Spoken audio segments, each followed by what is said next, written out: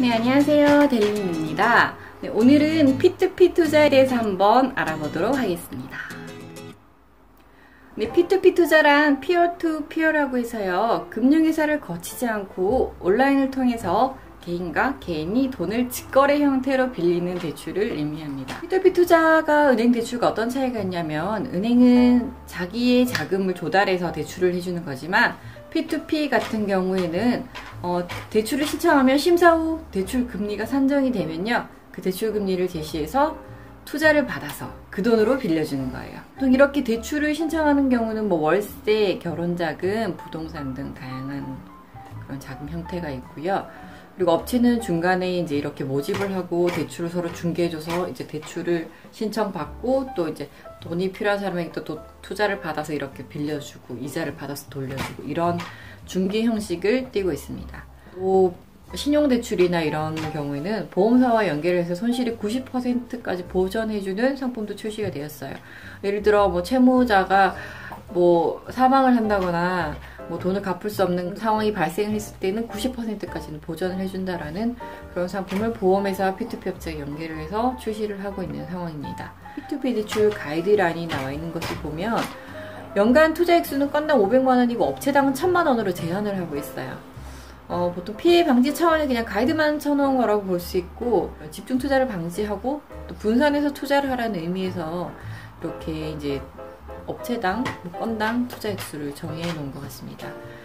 은행이나 증권사 같은 경우에는 뭐 예금보험공사라든지 이런 보호장치가 있지만 P2P 투자 같은 경우는 안전장치가 없어요. 그러니까 만약에 업체가 문제가 생겼다 그러면은 이제 같은 동종 업계로 이제 이관을 하는 방법을 논의 중에는 있다곤 하지만 아직까지 정해진 것은 없습니다.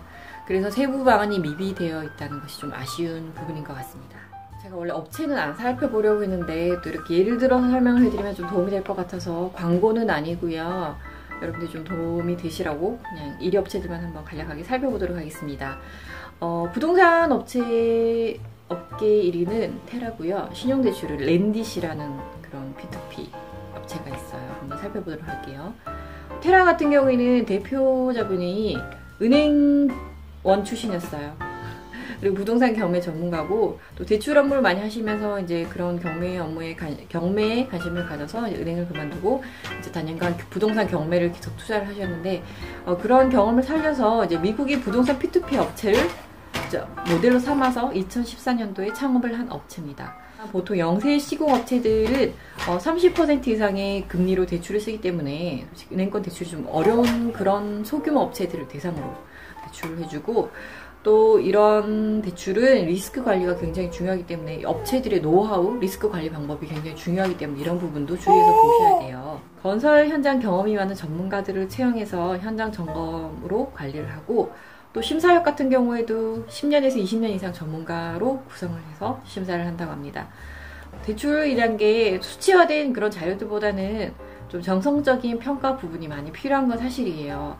사소한 부분이지만 그런 걸 이제 리스크에 좀 영향을 미칠 수 있을 것 같다는 부분을 잘 캐치해내는 게 중요하기 때문에 이런 정성적인 평가 부분에 더 좀 집중을 하는 게 있는 것 같아요. 베테랑들을 채용을 해서 현장 실사하면서 계속 리스크를 관리하겠다, 이런 부분이 엿보이는 그런 내용입니다.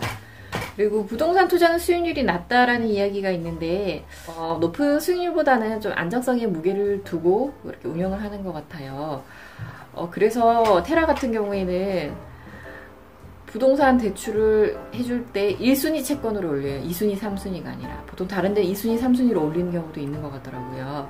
이게 무슨 얘기냐면은, 사람은 주민등록 등본이 있는데 땅이나 건물에는 등기부 등본이라는 게 있어요. 거기에 보면 이 땅이, 이 건물이 언제 지어졌고 이제 이런 쭉쭉쭉 그런 게, 우리 초본을 떼면 내가 언제 태어났고 어디로 이사 가냐고 이런 게 다 나오잖아요.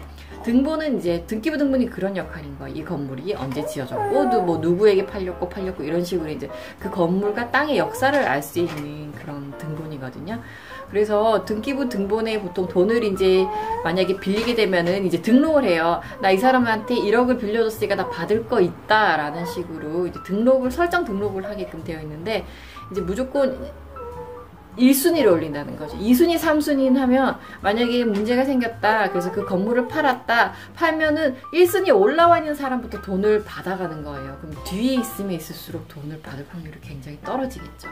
그래서 1순위로 대출을 취급하기 때문에 후순위 대출을 취급하지 않기 때문에 이율을 높게 드리진 않지만 그래도 최대한 안정적으로 리스크가 만약에 발생을 해도 안정적으로 최대한 채권을 보존하려는 의지가 엿보이는 그런 대목이라고 볼 수 있습니다.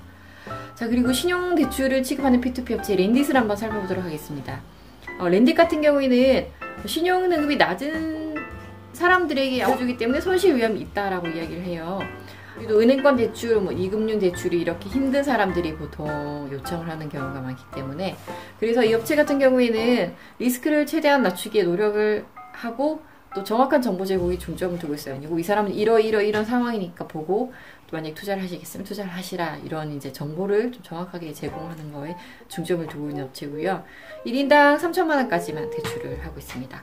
그리고 부동산 같은 경우에는 만약에 부도가 나거나 사건이 하나 터지면 엄청 이제 큰 금액으로 터지기 때문에 이 업체는 부동산보다는 개인 대출에 집중을 한다고 하네요. 리스크 관리를 어떻게 하냐면 여기는 자체 개발한 알고리즘으로 대출자를 관리하는데 신용평가사에서 받은 개인 데이터를 자체 알고리즘을 활용해서 분석을 한다고 합니다. 제가 다른 정보들을 보다 보니까 이런 것도 있더라고요. SNS를 보고 이 사람이 사치가 있는지 없는지 그런 걸 살펴보는 그런 업체도 있는가 보더라고요. 렌딧에서 그렇게 하는지는 모르겠지만 어쨌든 연체 가능성을 최대한 줄이기 위해서 이런 것도 대출 심사에 반영을 한다라는 그런 내용인 것 같습니다.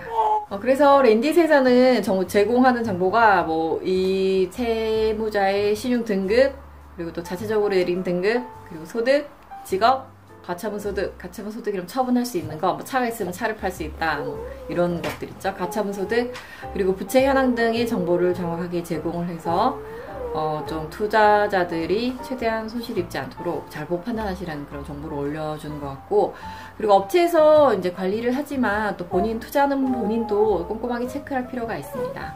그리고 여기는 최소 투자 금액이 5,000원부터 돼요. 소액으로 투자를 할 수 있는 그런 메리트가 있는 업체인 것 같습니다. 여러분들이 P2P 투자를 하실 때 좀 알고 계셔야 되는 부분들이 있어요. 어떤 부분들이냐면 대출 형태에 따라 만기 기간이 달라요. 중도 해지가 좀 힘든 경우가 많기 때문에 채권을 이제 양도해야지 이제 돈을 받아올 수 있는 그런 부분들이 있어서 중도 해지는 거의 안 된다고 보시면 될 것 같습니다. 그리고 중개 업체가 참 중요해요. 이거는 P2P 업체가 중요한데 리스크를 잘 걸러주는 그런 역할이 중요하기 때문에 업체를 잘 보고 골라서 투자를 하시는 게 중요하고, 또 최대한 부도가 없이 안정적으로 사업을 추진하는 그런 업체로 선택을 하시는 게 좋을 것 같습니다. 아까도 말씀드렸지만 이게 원금 보장이 안 되는 상품이에요. 수익이 높기 때문에 손실률이 굉장히 높다는 거죠. 그래서 원금 100%의 손실 가능성도 항상 가지고 있다는 점을 염두에 두셔야 됩니다. 특히 경매에 넘어가게 되면 후순위는 손실을 입을 수밖에 없어요. 그리고 경매에 넘어간다 해도 경매 금액이 100%로 물건을 받을 수 있는 게 아니라 낙찰가가 보통 한 70% 정도 이렇게 될 수 있기 때문에 어느 정도의 손실은 감안을 하셔야 되는 부분도 있습니다. 그리고 P2P 투자 같은 경우에는 그런 금융이나 이런 금융소득이나 이런 게 아니어가지고 보통 이제 대부업으로 분류가 되어 있고요. 그래서 이자 소득에 대해서 27.5%의 세금을 부과합니다. 금융소득은 몇 프로? 15.4%. 그렇기 때문에 금융소득보다는 세율이 높다는 점도 알고 계셔야 될 것 같습니다. 그래서 결과적으로 P2P 투자는 한꺼번에 목돈을 많이 투자할 수도 없지만 그래도 많이 하기보다는 소액으로 여기저기 나눠서 분산 투자를 하는 게 좋을 것 같아요. 그러니까 좀 리스크 관리를 잘 하는 업체에 소액으로 분산 투자를 하시는 게 좋은 방법인 것 같습니다. 네, 오늘 P2P 투자에 대해서 한번 살펴봤는데요. 메일이나 댓글로도 많이 요청해 주셨었는데요. 여러분들에게 많은 도움이 되었으면 좋겠고, 기사나 인터뷰 자료들을 보고 수집한 내용이기 때문에 좀 최대한 객관적으로 제가 알려드리려고 좀 정보를 필터링 하긴 했지만 좀 편파적일 수도 있고 좀 업체에 대한 그런 좋은 면만 좀 부각이 됐을 수도 있어요. 그래도 그런 점은 좀 어느 정도 본인 스스로도 좀 감안해서 봐주셨으면 좋겠습니다. 그럼 저는 다음에 더 유익한 영상으로 돌아오도록 하겠습니다. 우린 다음 영상에서 만나요.